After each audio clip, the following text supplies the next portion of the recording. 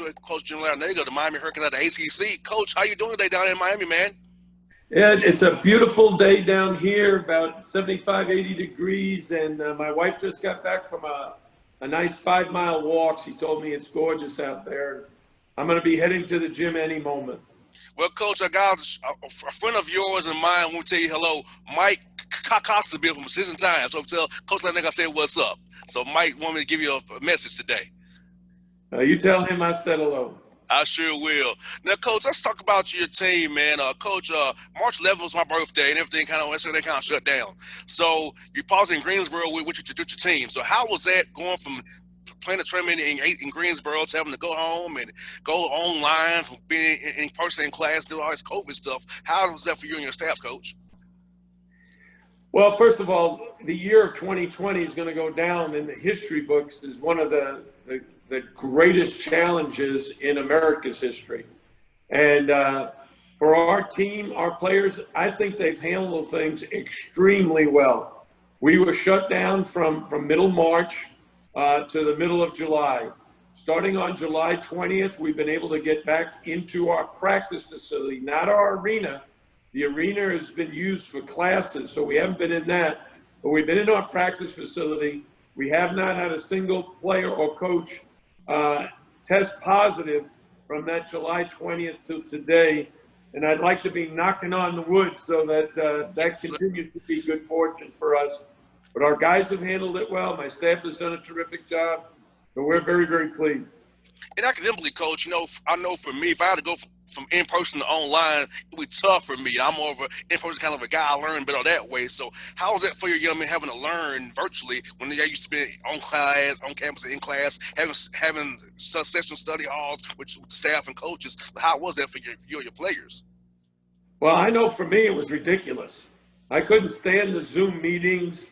I think one of my first Zoom meetings was 3 hours long. Wow. And I thought to myself, if my players have to sit in class like this, how are they going to learn?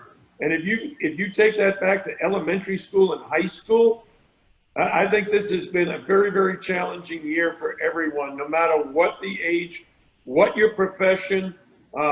Life is very, very different in 2020. Yes, sir, Coach. And so how did you use this time to teach your young men about adversity? Because, 18 to 22-year-olds, they're not used to adversity, haven't lived life like you and I have lived life already. So how did you kind of keep their minds sharp and fresh in perspective to say, hey, things in life are going to happen like this, and handle it a certain way, and don't let it bring you down? Well, that was the thing that my staff and I decided back in March when our players, we were going to be separated from them. I started texting each and every player every single day and getting some communication between them, because we believe communication, developing strong relations, is how you develop a culture that you can be successful year in and year out. And our players were very, very good. They got very heavily involved in encouraging people to vote. We had a walk. We were supporting unity throughout the country. We were trying to stay connected in every which way possible. Every week we had a team meeting on Zoom. My coaches, my players, my trainer, my strength coach, everybody was involved. We were discussing how best to handle this. And then when July 20th came around, we got the green light to be in the gym. Again, working on the areas of the game where our guys felt really, really good, that they were being productive. And the emphasis was always, every single day, about wearing a mask, social distancing, washing your hands, and staying safe. And Coach, like Atlanta, like in Miami, is a lot of stuff to do in both our cities here. So how is it trying to keep your young men from having to go, not have been tempted by the Miami life of Miami, being down there, being beautiful weather down there? Like same way here in Georgia, we're in Atlanta here. So how did you kind of get your young men? You have to say no when you really, really want to say yes to things. Well, that's when you have to have a team of guys who are very mature and send the right message to each other, to be accountable to each other. We have, every time a team has been shut down because of COVID, we would share that with our players and ask them, do you want to be shut down? And every one of them said no. And we just said that you've got to follow the protocols. And my hat's off to President Julio Frank at Miami, Blake James, our athletic director, because they've been very, very consistent with the message of how to stay safe. They've outlined the protocols that we need to follow, and our guys have done a great job. You got to give them credit. Now, it's been on campus since July 20th, Coach. How was that ramp up for your guys? So it was inactive for almost 4 months. So how did you guys kind of ramp them up so they don't have a nagging injury all year long, so they can be ready to play here, come here here against North Florida here real soon?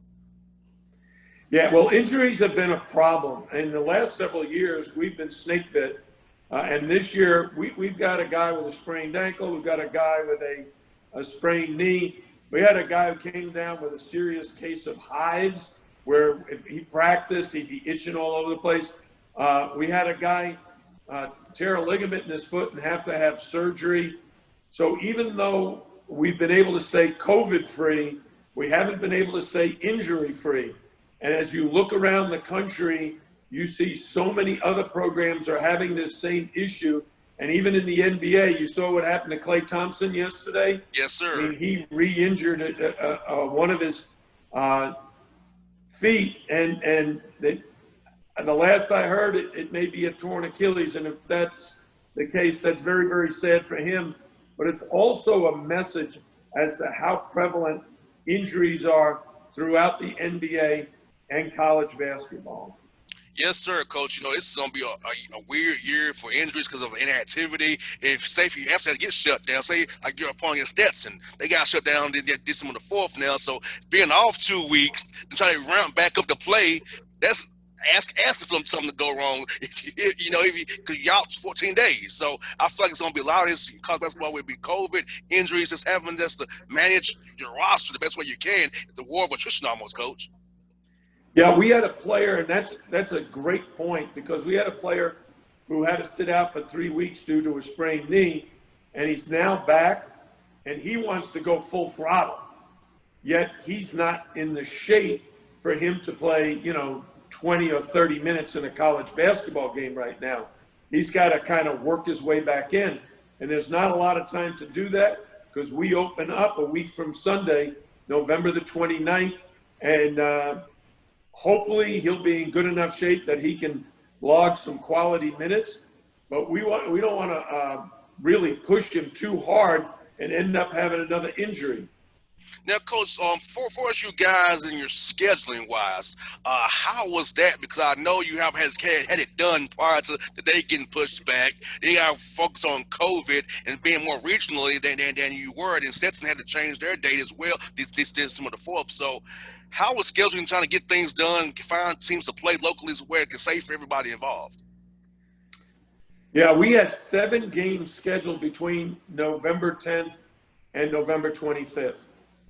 And then when the NCAA announced you can't start until November 25th, we had to rearrange our entire schedule. 7 games either had to be postponed, which we had 2 games with in-state opponents that we were really looking forward to the matchups with Central Florida and Florida Atlantic, and we can't play those games this year. We've got to push them back to next year. We were scheduled to play Stetson on November the 25th. We've had to reschedule that one. We're hoping to play them on December 4th. So scheduling has been a major obstacle for all college teams. There's going to be a lot of cancellations. You see where our football team, they've rescheduled and postponed some games into December themselves. Most definitely. And, Coach, for you, putting in your offenses and defenses and out plays, out of bounds stuff, how was that been when you're only guys in and out for us haven't scrimmaged anybody? So how is that going to be trying to get guys minutes and rotations set when your stuff is so up and down right now? Well, that's very true as well. And there's a number of factors. Number one, because of the number of injuries, a lot of guys haven't practiced a lot. The second is the rotations are hard to figure out because if you don't have healthy bodies, you're not evaluating the guys that are out. But every team is in the same position. Fortunately for us, we do have some veteran players who've been out there. They know our system. They understand our offense and defense. The challenge for us is we have been historically a very good defensive team throughout my career. But the last couple of seasons, being very shorthanded, we've not been one of the better defensive teams in the ACC.